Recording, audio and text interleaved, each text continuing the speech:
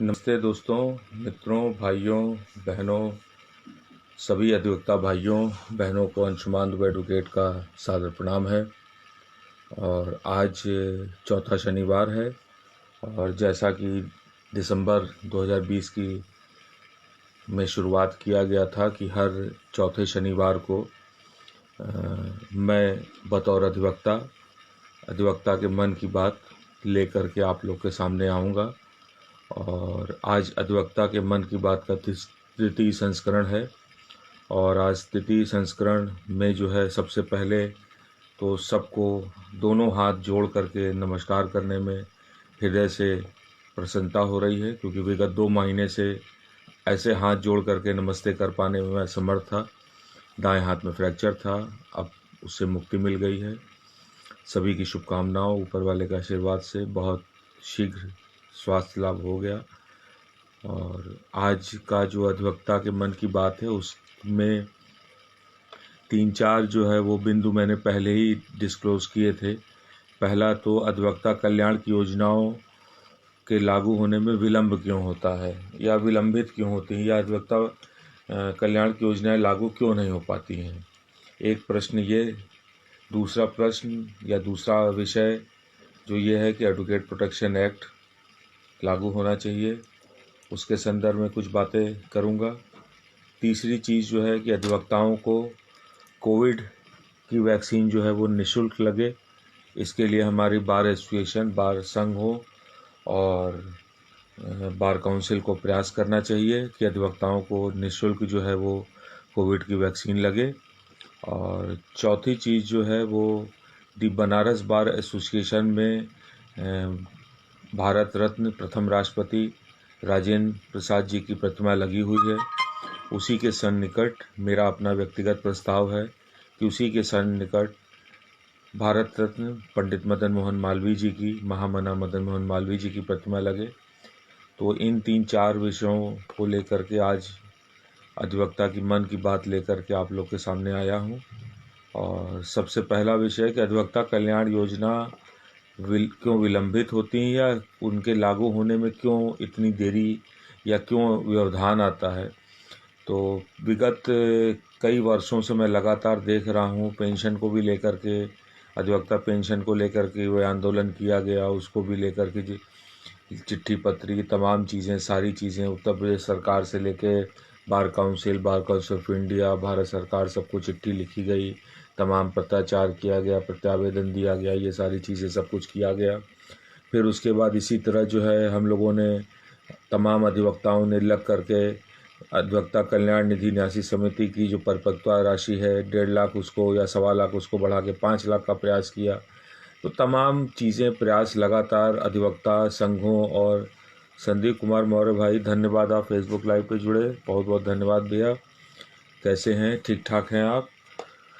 तो मैं कह रहा था कि बहुत सी योजनाओं को लागू करने के लिए लगातार अलग अलग अधिवक्ता भाइयों ने आंदोलन किया, अलग अलग बार संघों ने आंदोलन किया, और उन आंदोलनों की परिणति ये हुई कि बार काउंसिल ने अपने जो एजेंडे हैं उसमें उनको सम्मिलित किया, लेकिन कहीं पे कोई चीज़ धरातल पर उतरती हुई नहीं दिखी। तो इसके पीछे एक प्रबल कारण जो समझ में आता है कि श्रेय लेने की चक्कर में लोग इन योजनाओं को लागू नहीं होने देना चाहते हैं।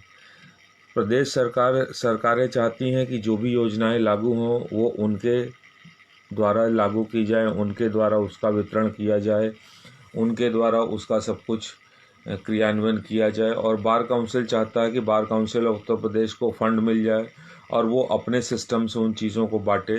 तो ये एक जो 2 बड़ी संस्थाओं का, एक उत्तर प्रदेश सरकार का और प्लस हमारी बार काउंसिल का, ये जो आपसी एक संघर्ष कह लीजिए कि हमने किया या हमने करवाया वाली जो सोच है, इस संघर्ष की भी एक बहुत बड़ा एक ये कारण है जो कि अधिवक्ताओं की योजनाओं को लागू कराने में बार बार व्यवधान पैदा करता है।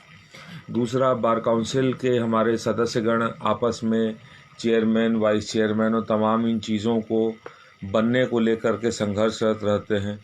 ये एक बहुत बड़ी कमी है कि अधिवक्ता कल्याण और अधिवक्ता हित के लिए 2500 सदस्यों का चयन होता है और ये लोग आपस में ही संघर्ष करते हुए इन लोग का 5 साल बीत जाता है कि कौन चेयरमैन बने, कौन वाइस चेयरमैन बने।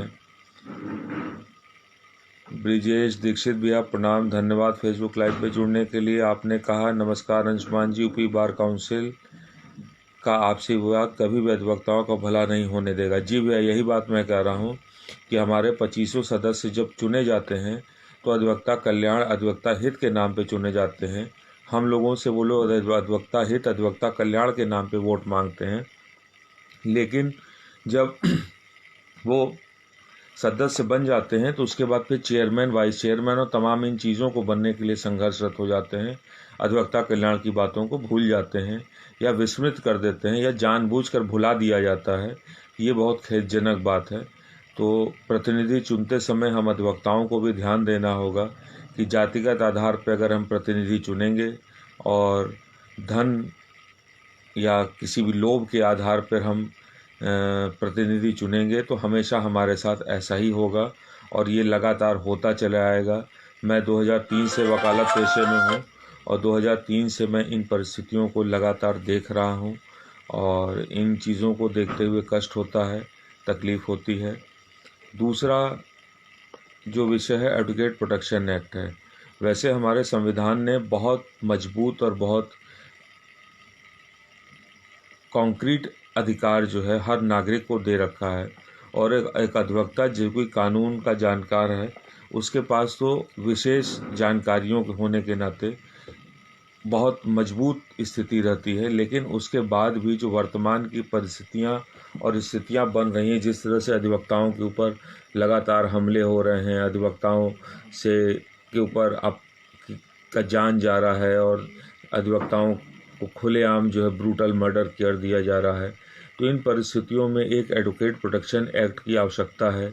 जिस तरह चिकित्सकों के लिए एक प्रोटेक्शन एक्ट लागू है, उसी तरह अधिवक्ता बंधुओं के लिए भी एक एडवोकेट प्रोटेक्शन एक्ट लागू होना चाहिए और इसको लागू करने के लिए हमारे बार संघ, बार एसोसिएशन, बार काउंसिल, इन लोगों को एक कमेटी बना करके एक प्रोटेक्शन एक्ट का पूरी प्रस्ताव बनाना चाहिए और बना करके उसको विधानसभा उत्तर प्रदेश,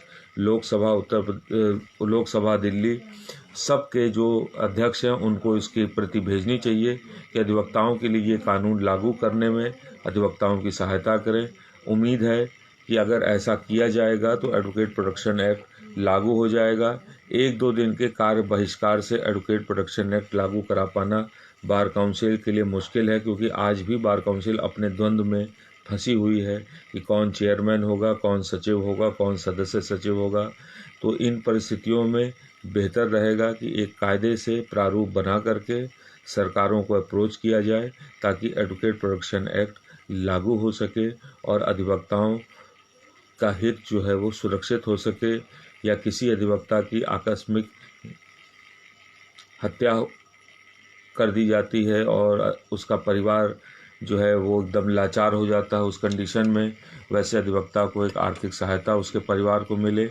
तो इन चीज़ों के लिए एडवोकेट प्रोटेक्शन एक्ट लागू किया जाना अति आवश्यक है और मेरा सविनय आग्रह है बनारस बार और सेंट्रल बार के वर्तमान पदाधिकारियों से कि एडवोकेट प्रोटेक्शन एक्ट को लेकर के एक समिति का गठन करें जो कि एडवोकेट प्रोटेक्शन एक्ट का प्रारूप बनाए और बना करके bar council of India, bar council of Uttar Pradesh, केंद्र सरकार, प्रदेश सरकार, तमाम जो लोग इन कानूनों को लागू करने के लिए जिम्मेदार हैं उन लोग के पास इसकी प्रतियां भेजी जाएं, विधायकों को दिया जाए, सांसद को दिया जाए, ताकि अधिवक्ताओं के लिए, अधिवक्ताओं के हित के लिए, अधिवक्ताओं की सुरक्षा के लिए एडवोकेट प्रोटेक्शन एक्ट लागू हो सके।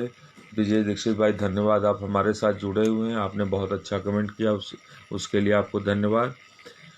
तीसरी सबसे बड़ी चीज़, वर्तमान में जिस तरह से 2020 मार्च से कोविड-19 के प्रकोप से पूरा भारत, पूरी दुनिया बुरी तरह से त्रस्त है और उसके बाद जब से अनलॉक शुरू हुआ, अदालतें शुरू हुई, अधिवक्ता खुल करके अपने क्लाइंटों को, अपने मौकिलों को सुविधा देने के लिए बाहर निकल रहा है, काम कर रहा है।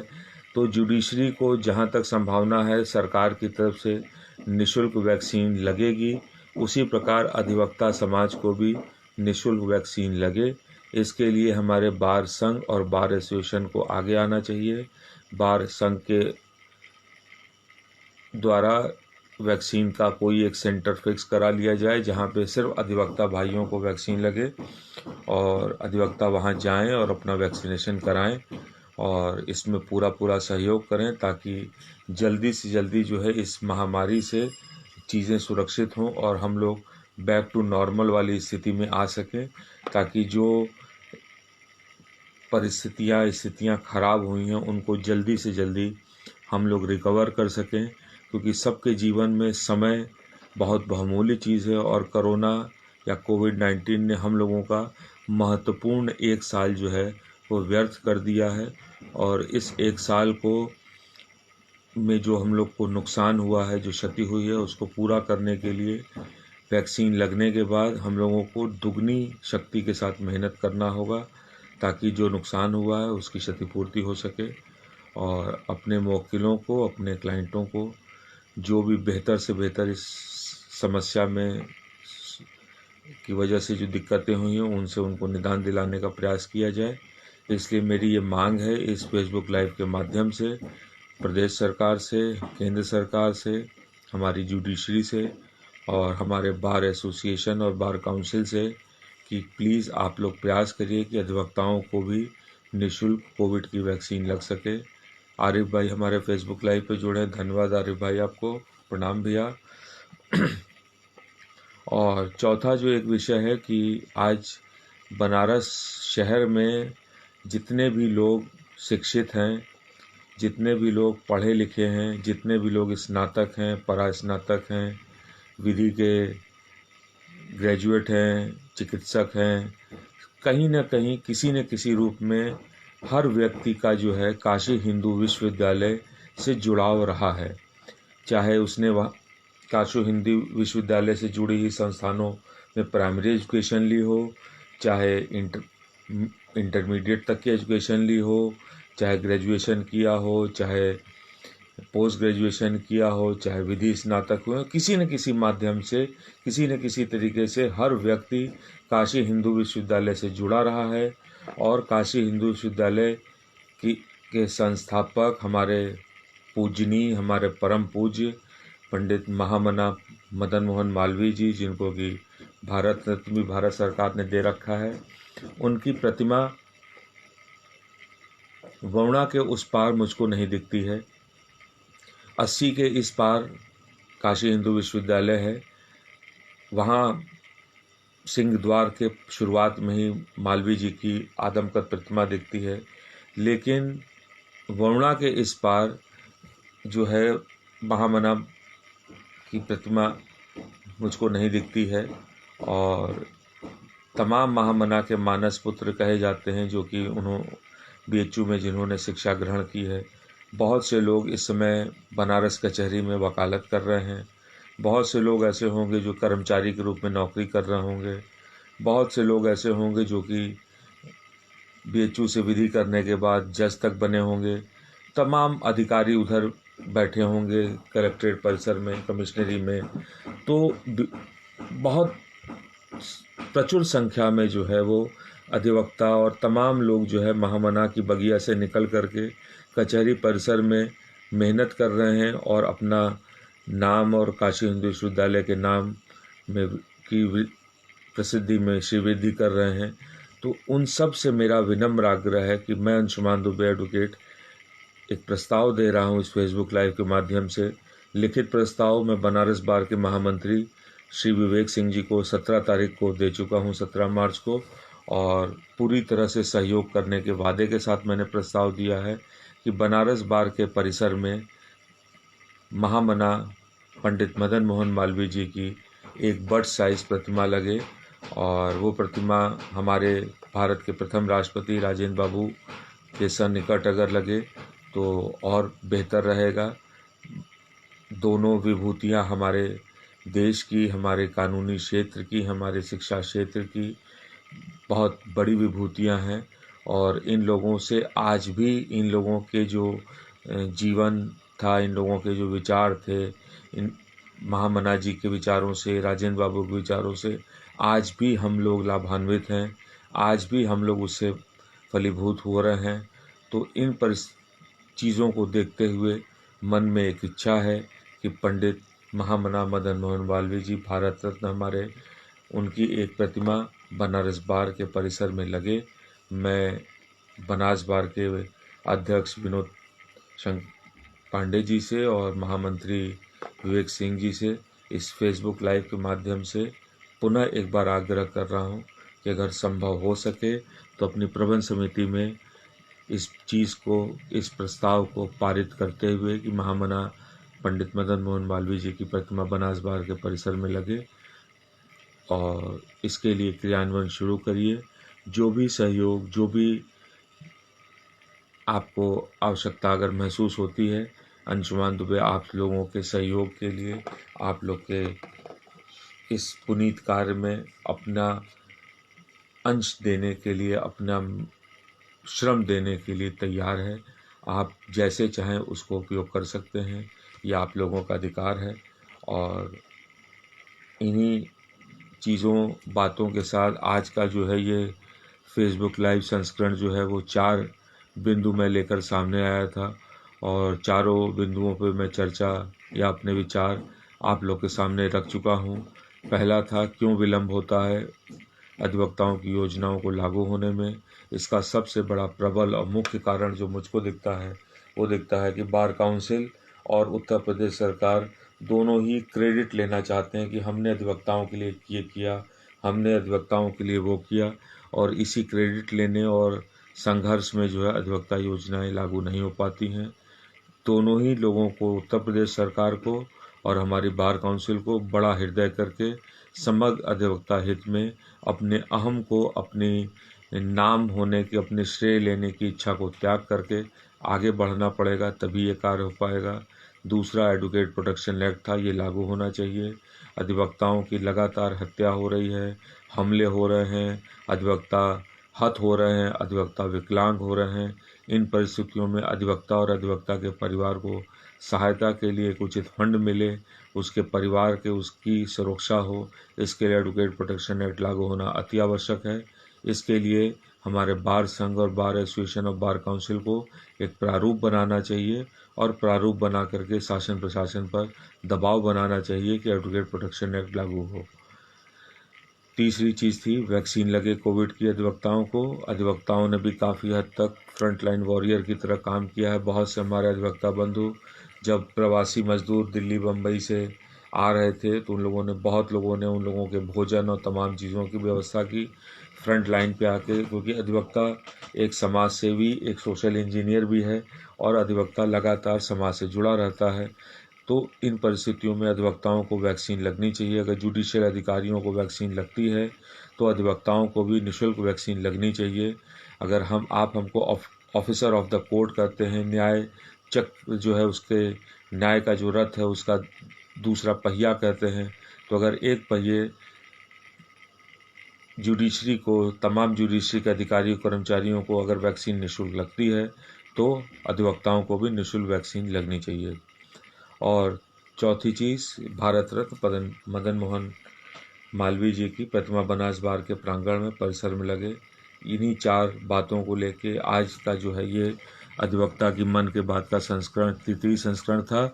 दिसंबर हुआ, दिसंबर के बाद जनवरी हुआ, और आज फरवरी हुआ, और इसी प्रकार पुनः फिर से जो है वो मार्च के माह के चौथे शनिवार को मैं अंशुमान दुबे एडवोकेट आप सबके सामने ये अधिवक्ता की मन की बात का एक छोटा सा एक जो है विचार माननीय प्रधानमंत्री जी से प्रेरित होकर के शुरू किया गया है।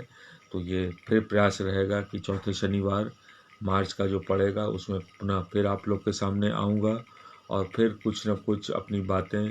प्रवीषा विश्वकर्मा जी जुड़ी हैं, धन्यवाद आपको। दीपक सेठ जी हमारे हमको फेसबुक लाइव पे जुड़े, दीपक जी को धन्यवाद। अजीत कुमार ओझा जी फेसबुक लाइव पे जुड़े हैं, धन्यवाद अजीत भैया। आज करीब करीब 2 माह बाद जो है मैं हाथ जोड़ करके सबको नमस्कार कर पा रहा हूँ। इसके लिए परमपिता परमेश्वर का, महादेव का, सदगुरु साईनाथ का बहुत बहुत धन्यवाद है कि इतनी जल्दी, इतने कम समय में, 2 हाथ में भीषण चोट लगने के बाद इतने कम समय में मुझको स्वस्थ कर दिया। और मैं आप सबके सामने पुनः फिर से दोनों हाथ को जोड़ करके सबका अभिनंदन कर पा रहा हूँ, सबको नमस्कार कर पा रहा हूँ। और बातें तो बहुत सी आती हैं बतौर अधिवक्ता, और क्योंकि हम लोग समाज में रह रहे हैं, समाज की तमाम दिक्कतों परेशानियों को देख रहे हैं, और इधर बीच काफ़ी जो है पेट्रोल के दाम को लेकर के काफ़ी कुछ जो है वो बातें कही जा रही हैं, सुनी जा रही हैं। तो इस पे कुछ बातें करते हुए मैं इस फेसबुक लाइव संस्करण को यहाँ पे विराम दूंगा। जो जिस तरीके से लोग कह रहे हैं कि पेट्रोल का दाम बढ़ रहे हैं, वाकई में पेट्रोल और डीजल के दाम तेज़ी से बढ़ रहे हैं, और क्योंकि ये ट्रांसपोर्ट से संबंधित चीज़ें हैं तो इसका असर जो है कहीं ना कहीं बाकी वस्तु और सेवाओं पर भी असर पड़ेगा और दाम बढ़ेगा। लेकिन मुझको सड़क पर जब निकलता हूँ मैं देखता हूँ तो गाड़ियाँ जिस तरह सड़क पे दौड़ रही हैं, जिस तरीके से टू व्हीलर हो, फोर व्हीलर हो, तमाम वाहन जो डीजल पेट्रोल से चलते हैं, जिस तेज़ी से दौड़ रहे हैं, जिस तरीके से बिक रहे हैं, उनको देख कर के जनता के ऊपर बढ़ते हुए पेट्रोल के दामों का प्रभाव बहुत मजबूती से दिखता नहीं है कि बहुत ज़्यादा इससे लोग विचलित है, परेशान हैं। हाँ, दिक्कत ज़रूर हो रही है, लेकिन ऐसा नहीं हुआ है कि लोगों ने अपनी गाड़ियों को घर में रख दिया है और पैदल या साइकिल से चलना शुरू कर दिया है। तो सरकार और पेट्रोल कंपनियां भी ये देख रही हैं कि हम दाम तो बढ़ा रहे हैं, लेकिन पेट्रोल डीजल की जो खपत है या मांग है उसमें कमी नहीं आ रही है। तो जब तक पेट्रोल डीजल की खपत के में मांग में कमी नहीं आएगी, तब तक इसी तरह दाम बढ़ते रहेंगे, और इनको रोक पाना वर्तमान में तो मुझको नहीं लग रहा है कि संभव है। और हो सकता है ऐसी भी परिस्थितियाँ आएँ कि इस साल के अंत तक जो है पेट्रोल 150 तक भी पहुंच सकता है। लेकिन शासन प्रशासन सरकारें जो हैं वो सजग हैं, और देखना है कि इन चीज़ों को वो किस हद तक जाने देती हैं, पेट्रोल और डीजल के दाम को किस हद तक बढ़ने देना चाहती हैं। और एक जो है लॉकडाउन के दौरान से एक चीज़ जो है वो सदगुरु साईनाथ के आशीर्वाद से जो है शुरू हुई है, और शिरडी से जो है शिरडी साईं संस्थान से जो है बाबा की जो है वो सचरित्र मंगाया जाता है। इस तरीके से जो है हर माह जो है वो 2 प्रति आ जाती है, और कुल एक महीने में 17-18 प्रतियाँ जो है आ जाती हैं।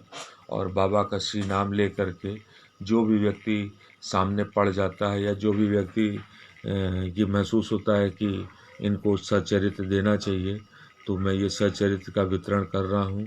जो भी मेरे मित्र, मेरे दोस्त, मेरे भाई बंधु जो भी सचरित्र लेने की इच्छा रखते हों, उन सब से मेरा निवेदन है कि मेरा फेसबुक पे मोबाइल नंबर है, आप लोग उस पर व्हाट्सअप करके अपना मैसेज दे सकते हैं। मेरे पास जैसे ही सचरित्र उपलब्ध होगी, मैं आप लोगों से संपर्क करके आप लोगों को बाबा के श्री नाम पे सचरित्र भेंट करूंगा, और निवेदन रहेगा कि आप लोग उसका अध्ययन करें, उसको पढ़ें, और बाबा की कही हुई बातों को पढ़ें और समझें। और ये देख करके आप लोग को जिस तरीके से हर संत जो है वो एक ही बात कहता है कि मानवता ही जो है वो सबसे बड़ा धर्म है, तो वो चीज़ें जो हैं वो आपको सचरित्र में भी मिलेंगी। साईनाथ हमेशा मानवता और उससे जुड़े हुए कर्मों के विषय में हमेशा बात करते हैं। तो आप सब से आग्रह है कि जो कोई भी सचरित्र चाहता हो कि उसके घर में, उसके दफ्तर में सदगुरु साईनाथ महाराज की एक सचरित्र रहे, तो मुझसे संपर्क करें।